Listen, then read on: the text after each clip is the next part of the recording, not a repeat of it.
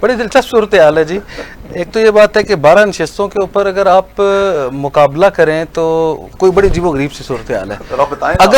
اگر کرائیں نا جینوئن الیکشن تو ان 12 نشستوں پہ پاکستان تحریک انصاف جیت جاتی ہے. وہ کیسے؟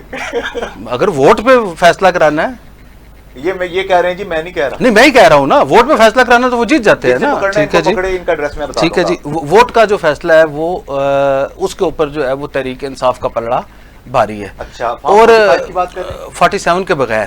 ٹھیک ہے جی, 47 کے بغیر اگر 47 کی بات کر لی ہے, یا وہ جس رانا ثناء اللہ صاحب نے جس کا ذکر کیا, حکومت, انتظامیہ, مقامی مسلم لیگی زما, اس کے مطابق جو ہے وہ پاکستان مسلم لیگ نون کا پلڑا بھاری ہے. 12 میں سے 13 ٹھیک ہے نہیں جی. لے لیں گے. اور اگر اچھا یہ بھی ایک بڑا واقعہ ہوا ہے, بڑے مزے کی بات ہے.